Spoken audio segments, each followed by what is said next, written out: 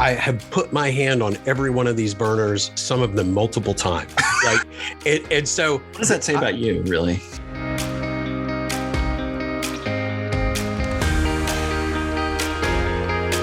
Learn more about the art and science of account management. Pick up a copy of A Dragon Walks into a Meeting, a tactical guide to client management. Digital and print editions available at Amazon or your favorite bookseller. Welcome back, everybody. Welcome to another episode of Account Management, a tactical guide to success. You got Fred Fuller here and my good man, the one and only Dr. John Brown. John, how the heck are you? I am good. Awesome. Dr. John Brown, Esquire, and Fred Fuller, Professor Emeritus of Account Management. I want your titles. I want Esquire. Esquire? Yeah. Can I do Esquire? No, that sounds like a good thing for you. Yeah. Yeah. Man, so first of all, we got a wonderful episode. It has been way too long. What have you been up to? What's going on? What took so long to get back together? Well, just like you, we both have jobs. We're both busy and we're both parents and just all those kinds of things going on. I attribute the lack of podcasting to, I blame you. I think it's your fault. It's so funny. As soon as you started to respond, I was like, is he really going to let me get away with this handoff? Like, I just threw that on you and he's really going to take that. Yeah. So, all right. Good to see nothing's changed. That was a test. Well, I will say we had a listener write in and say, hey, where's part 2 of communications? You guys are leaving me hanging. And we need to do better here. So we promise we'll do better for the remainder of the year, but we've just both been extraordinarily busy. But, we're doing this as a labor of love. It's not our full-time job, unfortunately. Well, it could be. If we could get every one of our 7 listeners to send us $100,000. Right. Oh, wow. I like that business model. That's great. Well, it's a spreadsheet. We have more than 7 listeners, but quite a bit more actually. But I like your idea. Yeah. So to everybody listening, please send a check made to cash. Yeah. Anyway, so that'll be good. Hey, I've got a money making idea for you. Are you ready? Okay. Yeah, I want to hear the idea, but we got to give these people something of value. Okay. But there actually is a public service announcement here, and it's a little bit of a story. So true story. There is someone on the internet impersonating me in my current role, and they are scamming people. So this is true. You can go to my LinkedIn page and it's on there. There's somebody out there. They impersonate me with my role, my title, my company, and they basically reach out and say, I want to hire you. And they do it over like Telegram and some of these other kind of app messaging things. And they get people through like Upwork and some of the other kind of job sites. And then they kind of walk through a process and they do the interview over Telegram. And long story short, they want you to pay for your laptop and stuff like that. So you're supposed to send money and then they scam you. And they've actually been successful in scamming people. And so for a while there, I was getting like literally 4 emails a day from people saying, hey, is this you? And people kind of got a whiff and caught on to the scam. So anyway, there's another way to make money. We could start scamming people. But I'm telling people this mostly because this is a public service announcement. It's like, if John Brown is contacting you with a job, be careful. You know, what's amazing about that to me is if they put that same level of effort and energy into actually a regular business, right? Holy smokes. Right. Like, they're doing great. Ingenuity, the whole deal. Anyway, I know. So that's actually good to hear, and it's great to have a platform like this to share that kind of stuff, right? It's been really great for me. I'm really enjoying it. Now I feel badly for the people who've been scammed, and most people are like, "Wow, I thought I really had a job with you," and all this sort of stuff. And then, oh gosh, it's been awful. So. Yeah, no. It's a crazy internet world that we live in. Well, while you were dealing with that, we were dealing with a bout of COVID here at the Fuller household. And I hear all these stories, and I did talk to people that I tested positive, I'm asymptomatic, I never missed a run. right? Never missed a workout, whatever. We didn't, that's not the experience we had. It kind of ran over the house here. And we're all fine and good and all that jazz. But man, like sheesh, took us down. That's for sure. Yeah. I'm sorry to hear that. Yeah. Well, you look great. Yeah, well, I'm always keeping up appearances. I don't know what they say. Thanks for that. That's weird. Like $1 million. Yeah. So let's jump into today's episode. All right. Hard segue. Yeah. Great segue. Smooth, super smooth. All right. So today is part 2 of communications. So we thank our listener out there who said, "Hey, man, what the heck are you guys doing? You leaving me hanging." So here we are, part 2 of communications. And today we're going to talk about any emotional communication, wait overnight at a minimum, which I love that topic.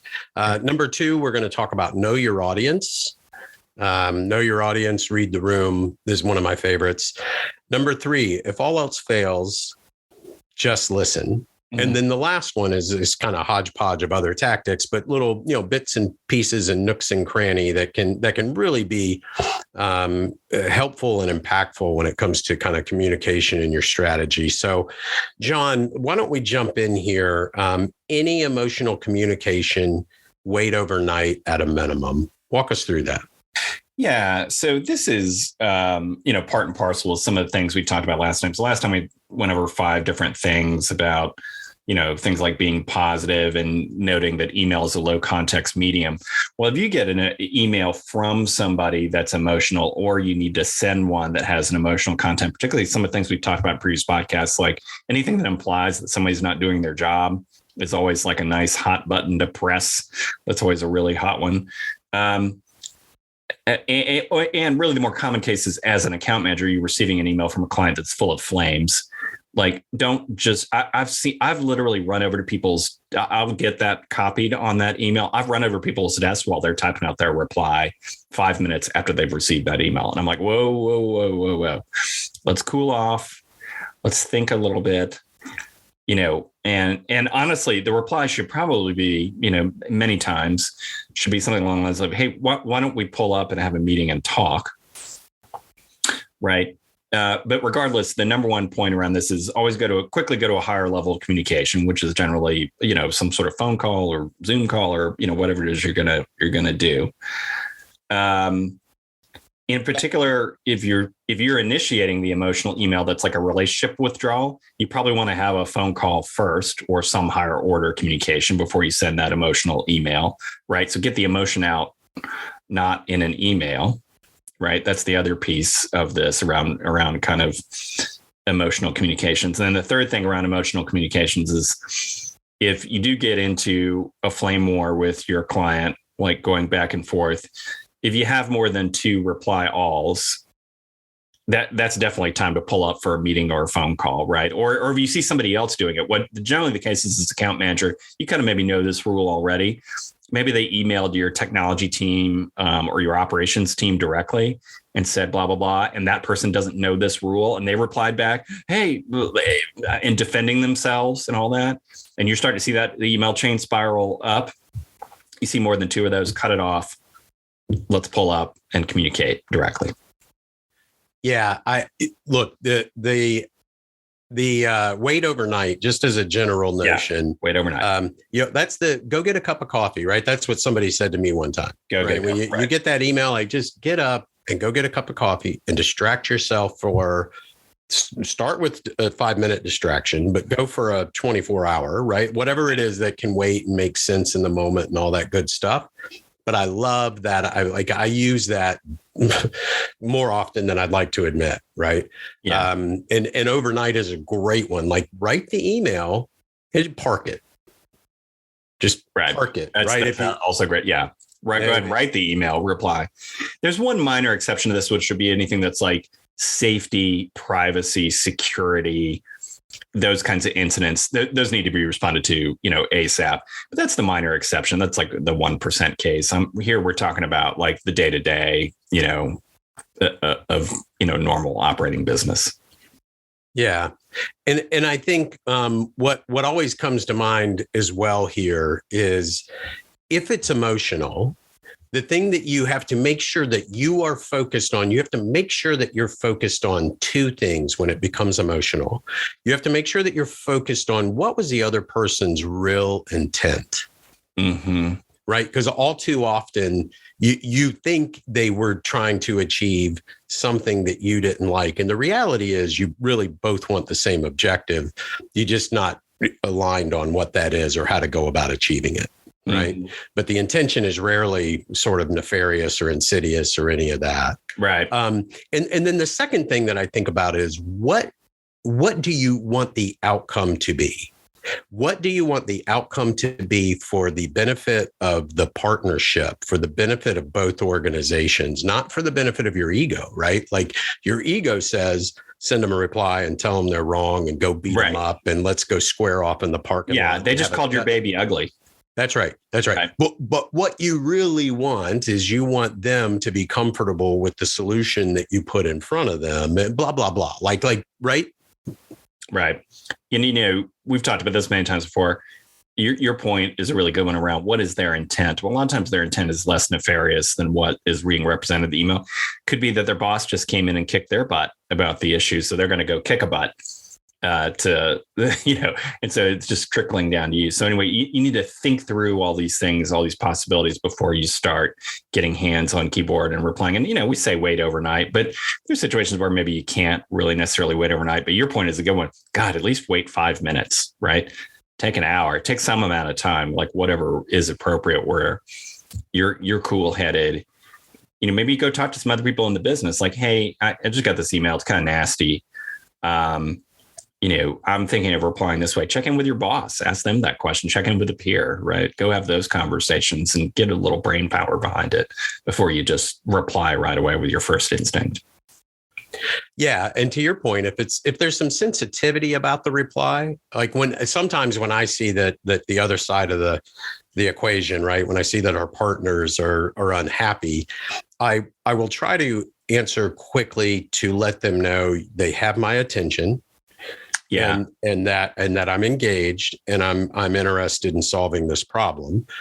But the way to do that is not to solve the problem, right? Sometimes what I'll do is just reply and say, hey, I got the email. Thanks a lot for bringing this to my attention. I got to gather some facts. How about if we sync up in 24 hours or 48 hours from now? Because I also want to give that conversation a little time to marinate and settle, right? Yeah. The mistake mode is replying back immediately with, well, here's 4 reasons you're wrong. Or no, you don't know what's going on. Let me explain it to you. Like, it's just like in politics, this saying, if you're explaining, you're losing. Within this minor context of the email, that is in fact true. Now, if you get on the phone with them and you can start explaining, then, maybe that's definitely a good thing to do. But doing it in an email is not gonna. It's death. Email is just death. Yeah. Yeah, and that's a great feed into the 2 reply alls. Make it a meeting or a phone call. Yeah, I love that. If you ever find yourself typing "and one more thing," I don't think those are words that should ever really go in an email. Unless you're saying "and after you get the dog, can you pick up?" whatever, like milk, like that's what they, but the whole, and let me set you straight this way, like the bad idea. Yeah. I think in the book, we might've said more than 5 reply alls, intervene, but I'm tightening that up here. I think you and I both, because I think the world has changed a little bit. There's a lot more communication methods now. Email used to be dominant in business. And so you almost would have threaded chains and emails for more comments. So we're tightening that up and saying a lot, if you see 2 people replying all, cut it off right then. And let's pull up and let's have a meeting is the right thing to do. The other case to mention is that going back to kind of the second point is, if you have to initiate the withdrawal, like if it's an email communication you're initiating, pave the way first with a client, right? Like, do not just, hey, here's an email, prices are going up by 20%. That's not a good, for a large client, that's not a good way to start. No, and you got to, here's the thing about email. It's just so often, and you and I talk about this, like pick up the phone, use the phone. Like, come on, man, there's a whole different way of communicating out there. Right. and it is that also, like, most people, and listener, will not be nearly as bold in a face-to-face conversation as you will in an email. Yeah, that's right.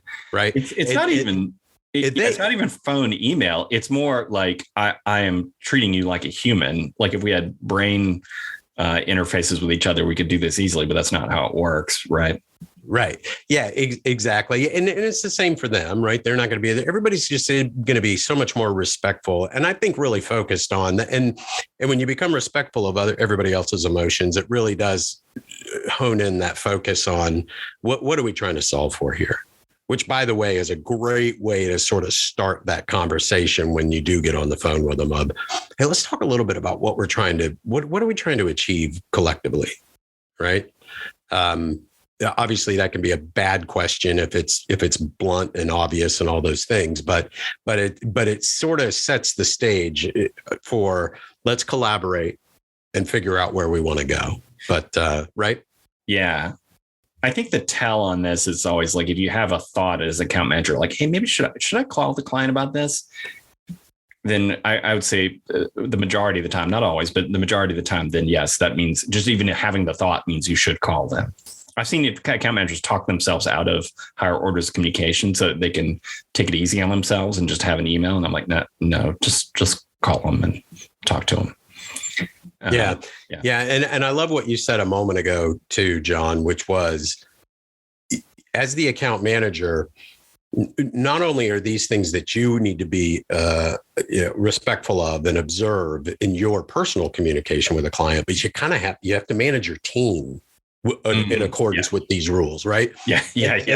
And we talk about this all the time, but like managing up, we're not just talking about like down or working with the tech team. We're talking about your boss is going to get a zinger and your boss is not going to like it. And your boss is going to be the one that you are providing counsel to in regards to the disciplines and methodologies here. And a lot of times if your boss is the founder or the owner of the company or somebody like that has a real kind of emotional stake in the business, they're going to not like with their baby being called ugly and they're going to start fighting. And you have to kind of go, whoa. And it's tough to do because like they're the boss, right? But yeah, and I see it all the time. I actually have one that I'm working through right now where I'm like, okay, guys, like you don't work for me and I don't work for you, but we work together and we have the same objectives. And you find yourself counseling a lot of people in the organization around this is what's important. So that's awesome. So know your audience is kind of the next big one here. And we won't spend a ton of time on this one, but it's really, this goes back to, we talked about in other podcasts, but when you're composing an email, we've talked before about how to compose it in a way that suits your audience. And what you need to do really for the person who's receiving it is use some sort of personality inventory and kind of think about the other person in that frame and try to adjust your email towards that. So the two that are probably easiest to use are DISC and Myers-Briggs. There's a bunch of others out there like Herman Brain Dominance and a million others, but like I shouldn't say it doesn't matter which one you pick, but the important thing is pick one that your company tends to use and then put the other person in that frame. So for example, like if you use DISC, if you know that your recipient is a high D, they're a driver, dominant personality, the email is to the point, almost to a fault. Like, hey, I want to do this, like craft your email around what you think their personality inventory is, if you can. It's critical. I've done some DISC training where what they did was they actually put email samples up and they said, what is the personality type of this email? Mm-hmm. And I'm always like, wow, that's really, so it's so telling. It's so telling. It's critical. And in getting on that person's level will drive towards a more successful outcome for sure. Yeah. Right. Yeah. And replying to those people, it really matters too, right? Like, like a high D is going to be very different than what you should do for a high S, because those two are kind of opposites. A high S, like you probably want more in there. You want to kind of make them feel heard, and vice versa. You want to say some nice things about them. Like a high D, they don't want all that. I tell you right now, I work with an individual that makes me exercise this every single day, because I am a high DI guy, right? Mm-hmm. I'm the driver, sales guy. I'm fire, ready, aim. Mm-hmm. I'm moving faster than I think and all that stuff, right? He is a high S, right? We are on opposite ends of the spectrum. Right. Yeah. And I make it my job in every meeting to understand and appreciate where he is and go to him. And the common refrain from people can be, well, he needs to come to me, or he needs to meet me halfway. Right. Yeah. Who cares? Right. Like, that's the way who cares? Again, what are you trying to achieve? And I will say that, like, this know your audience, I put into the same category as read the room. Yeah. Right? Read the room. What's going on here? Are you really going to make progress on this conversation if this person has just snapped 6 pencils in half because they're so sideways? Like, they clearly have some energy they need to get rid of before you're going to be able to talk about, their role in this mishap, right? Read the room. So yeah, a lot of account managers get wrapped up in, they're not handling this the way that I would. Well, most other people are different than you. They're like, the unusual cases if they do handle it the way that you would. Right. That's what you're getting paid to manage as an account manager, is like the variance of human beings. Like that's what you're getting paid to deal with, right? Like there is, and that's the great thing about the role, is that computers are never going to replace it because it can't be replaced. You're dealing with human variance. That's the whole point of it. Yeah. You got to, a lot of this is like, be the bigger person, quite frankly, right? Like, you could boil a lot of it down to that. Just, hey, it's your job as the account manager to make sure that things are successful. We should do like a deeper podcast on either using Myers-Briggs or DISC in an email and how we would compose that. That's maybe a good one we can save for later, because we can spend a ton of time on this, but it's like we're just doing a flyby today. Yeah. No, that's a great idea, man. Yeah. We can jump in and do that. So transitioning then to the next one. If all else fails, just listen.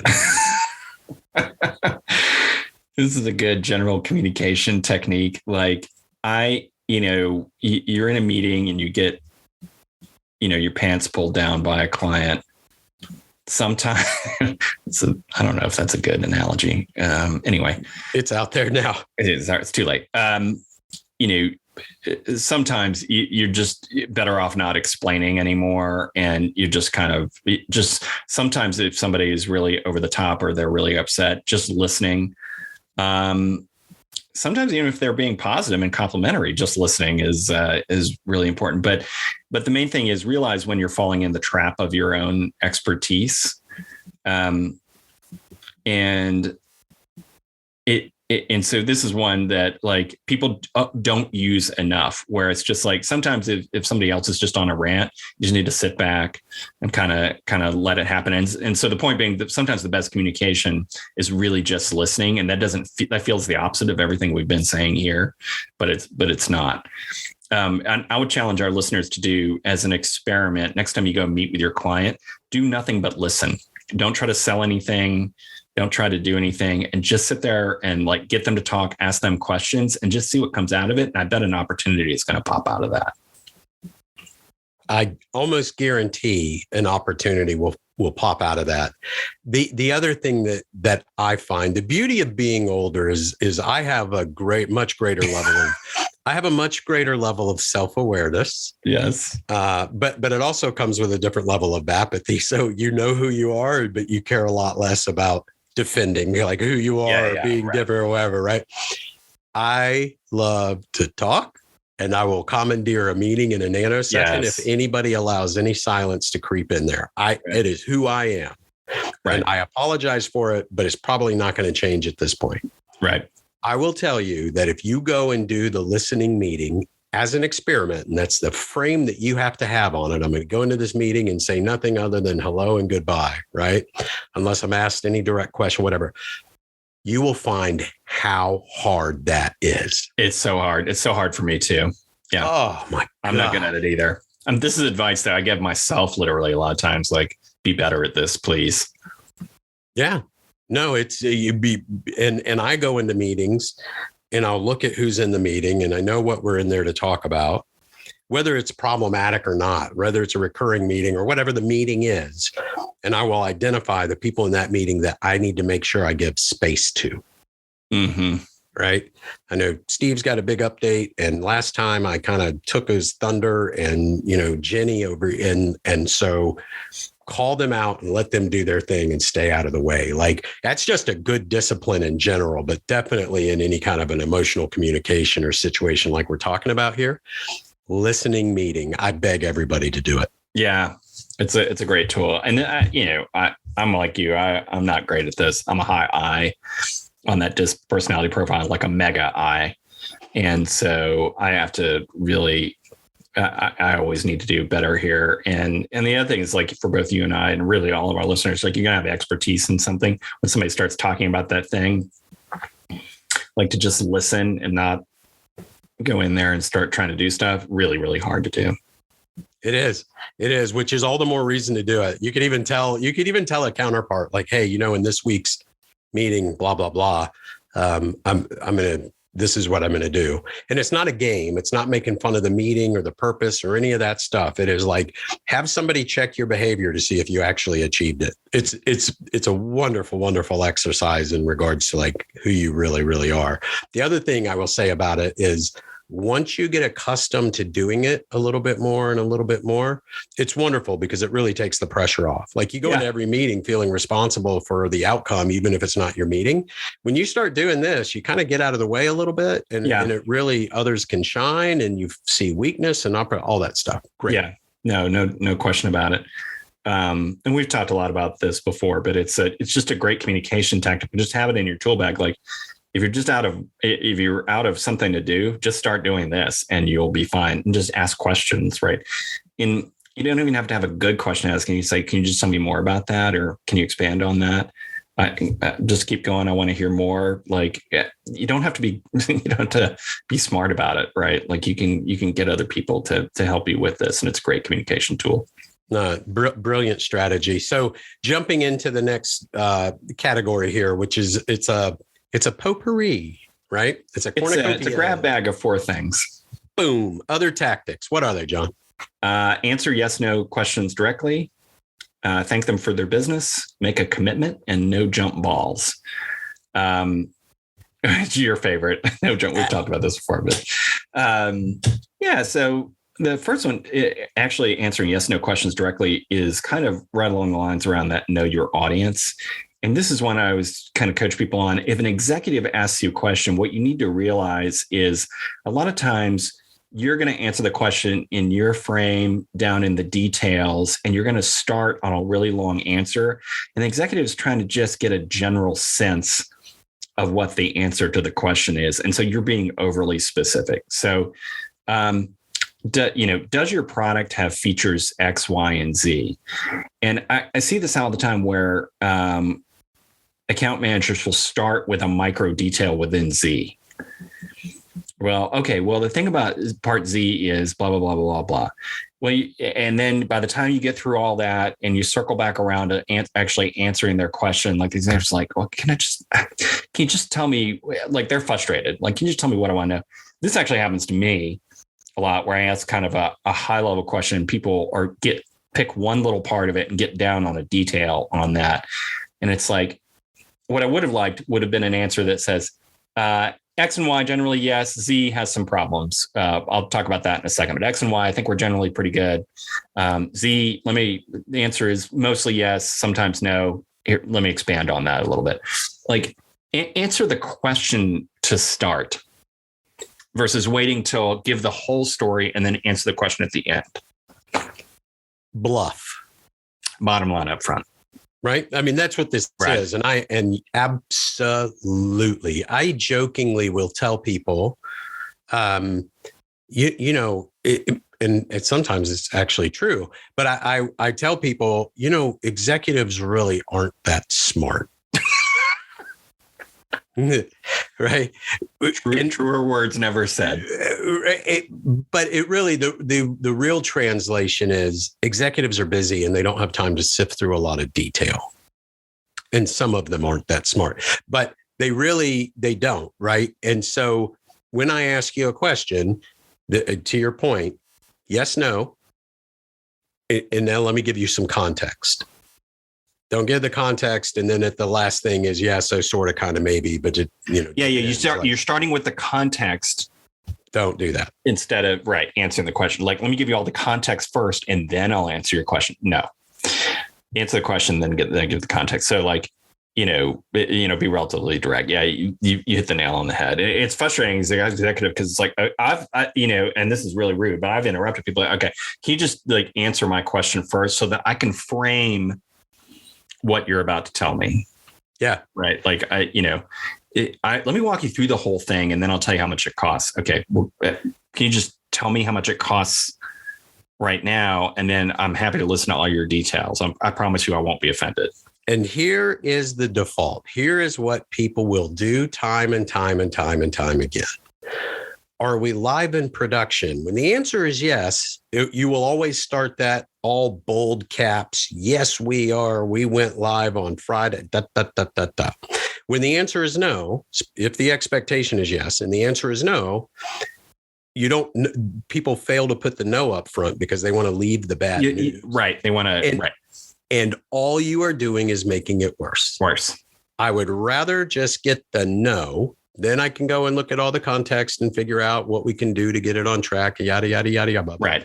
But don't do let me explain that I was running, but I wasn't really running. Like, that's not a time for this. Right. Yeah. Because you're going to tell the executive a detail. They're like, okay, I just, are we live in production? That's all I want to know.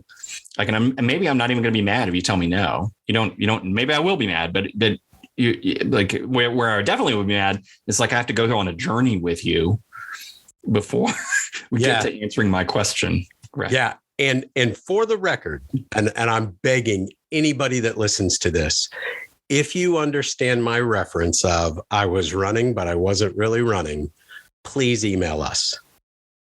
Please go to our website and email us. What are all those? I don't know that one. You're going to have to go look it up, man. You're going to have to go look it up. You probably could Google it and a few things will pop up.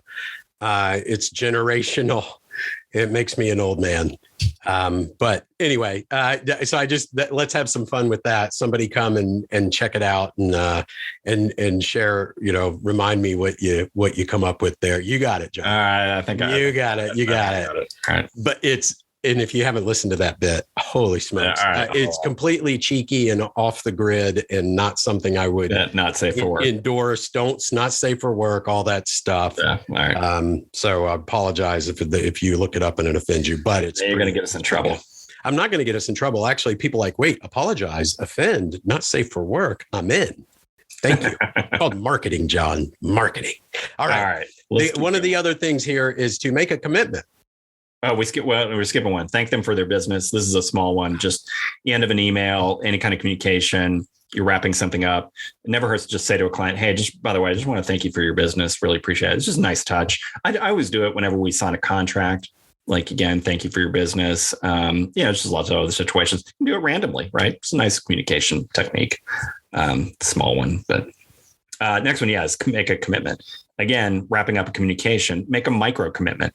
Even if you can't commit to solving the problem, hey, I will get back to you on this next Monday. I will, we are, I don't know how to solve this yet, but we're dedicated to solving it. Make a commitment that's like those that aren't even really anything, but it's a commitment to something, right? Make some kind of commitment to something. Yeah. That commitment can be, I will give you an update on Tuesday. Right. It doesn't have to be a resolution. It doesn't have to be, that's right. And to thank them for the business, I tell you what I do frequently is really appreciate the partnership. Ah, nice. That's a good one. Right? Great partnership. Thank you guys. My team speaks very highly. Oh, right? Nice. Yeah. Like those things matter. And they need to be truthful. Like if on fire and you, right. My team loves you. Don't do that. But but I do. Yeah, make the commitment to reply and follow up. Like that's own the follow up. And then what's the last one in the grab bag? The last one is no jump balls. We've talked about this before, but we'll just reiterate again. When you communicate, particularly in email, don't, if there's actions, like spell out who's going to do the action. If you're not totally sure, if it's a written communication, say, hey, Jim, I think this one is you, but if not, let me know. So don't throw for maybe we have non-US listeners, jump ball is in basketball where you throw the ball up for each team to grab it first. Yeah. Mr. Sports Knowledge elucidating the jump ball. My gosh. I'm sorry, people. I'm terribly sorry. The no jump balls. I will tell you, you can almost do an experiment with this and say, if you put emails out to, a distribution of 5 people or 10 people, and you don't specifically assign things, you will see a different response rate. Yeah. Right. Like that's just I have done this inadvertently. I've accidentally sort of tested this through time, and it will get ignored. Yeah. Nobody said Fred, right? Unless it's like brutal, like I need an update from this group. Like, well, that's my group, right? But if you leave things in a sort of nebulous state, man, I'm telling you, though, they will not get followed up on. They will not get resolved. So, yeah, I'd rather lean forward on this a little bit with a client where they need to do some stuff than not, and get in a little bit of hot water for it, which almost never happens in my experience. Like, particularly if you're assigning something to the project team, the client, particularly the executives of the client, are probably going to appreciate that you actually kind of took charge a little bit on this. So yeah, no jump balls. Well, I'll add to that though, John. If you've really done your job properly and you're sending out something that says I need this from the client, if that's the first time the client's hearing about it, then you probably haven't done your job properly. Yeah. Right. Yeah. It probably was preceded hopefully by a meeting where you agreed to these things. That's right. That's right. So that's a good governing thought around that. But I love this. I love this entire sort of episode and construct of these things. When we talk about them, they just feel like such is common sense. But it's common sense to those who have done it again and again. It's common sense if it happened and it didn't go off the rails so often, but it does go off the rails, and I see it all the time, and you see it all the time, and so it's not. I would maintain it's not common sense, and having some rules around it, sounds, I think, pedantic sometimes. But if you don't have these rules, then you don't recognize when you're getting in hot water with a client, right? And so I think having the rules are good. So it's maybe a good time for a final review of all the rules of communication, which there are like 8 essentially. So yeah. You want to review those? Yeah, man. I'll say this one last thing before we jump into the review, which is I think we talked about this last time. The reason that we know that these are good ways to go about your business is because we've made every one of these mistakes. Yes. I have put my hand on every one of these burners, some of them multiple times. And so what does that say about you, really? It says I'm a good cook. I'm a really good cook. But there's a tremendous amount of sincerity in this. And I'm kind of laughing. I'm kind of laughing because I'm like, no, I'm telling you, I've screwed every one of these things up. And here is the thing. You don't have to. We made these mistakes. We want to share them with you. You don't have to. Yeah. Golly, I know. These are literally all, I've done this and I've messed it up. And it's like, okay, I'm not going to do that again. Right. Yeah. And it's good. Let's okay. Let's review the 8. I'll do it from the top. From the top. When in doubt, number 1, this is from last episode. When in doubt, communicate. Right. If you've encouraged you, communicate.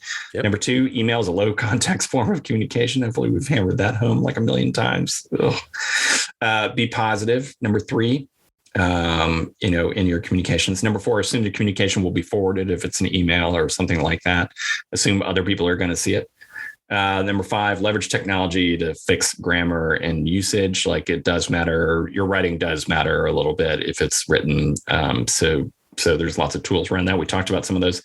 Number 6 was any emotional communication, wait overnight, or, in other words, overly manage any emotional communication, or bring it to the next highest level of communication. Get a coffee. Walk around the office. Take a break. Number 7, know your audience. Myers-Briggs, other tools like that, DISC. If all else fails, just listen, and is number 8. And then number 9, we listed a few kind of smaller taxes that are just kind of nice to have, like thanking them for their business. Boom. It's like riding a bike, man. We're back. We took a little break, but by golly, we're like the $6 million man and stronger than ever or something. That's another reference nobody's going to get. Holy smokes. Our audience that's over 50 will understand that reference. But I was running, but I wasn't really running. I beg every listener, ping me on LinkedIn or shoot us an email. What's our email address, John? I honestly don't know. FullerBrownConsulting@gmail.com. But you can go to our website, which is you can Google Dragon Walks Into a Meeting, or fuller-brown.com is the website. You can send us an email there. It's probably the easiest way to do it. Yeah. I was running, but I wasn't really running. And now, John, let's jump into the long-awaited mailbag. Are you ready for me to open the mailbag? Open that sucker. Yes. Oh, here I'm rifling around in the mailbag for letters, the voluminous number of letters we received. Here is, we're actually not going to get deep into answering this one today, but I think we're going to save it for another podcast. It's such a great question that I feel like we can spend some time on it. And maybe mention a couple of things, but we're going to go deep on it. But Alex from Atlanta asked us, or first of all said, stumbled across our podcast looking into account management, and says he appreciates the podcast and the book, which we thank you for that, Alex. And his question is, do you have any advice about applying for entry-level account management positions and then anticipating what the first few weeks are like as an account manager?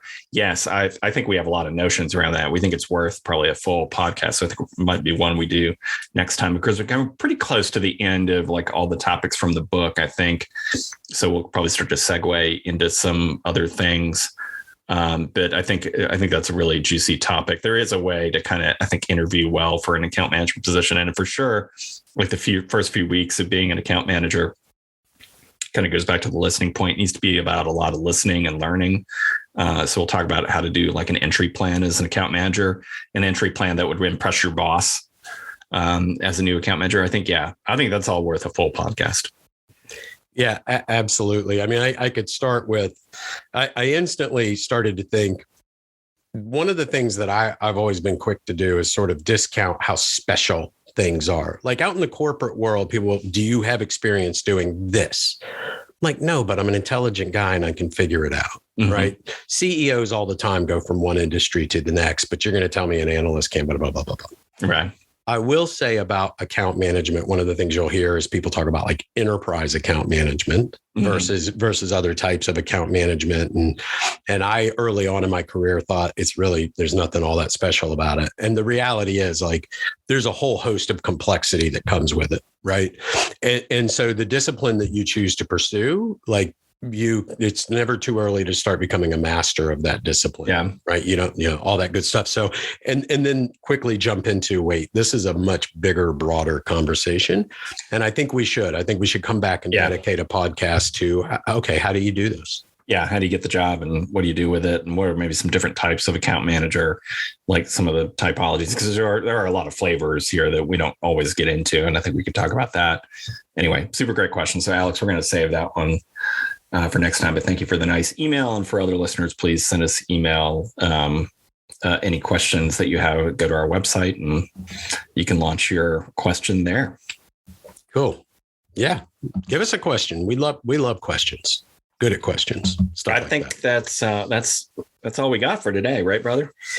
Man, it is so great to be back in the saddle. It's great to talk to you. I love the preamble. You guys don't get to see this, but John and I spend, 30 minutes catching up before we start recording. And man, it's always too long in between sessions. I know. It's always a pleasure though.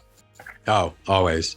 Well, for the good Dr. John Brown and for Fred Fuller, that wraps up another episode of Account Management, a tactical guide for success. And we would love to see you next time and love to hear from you before then. We'll see you next time.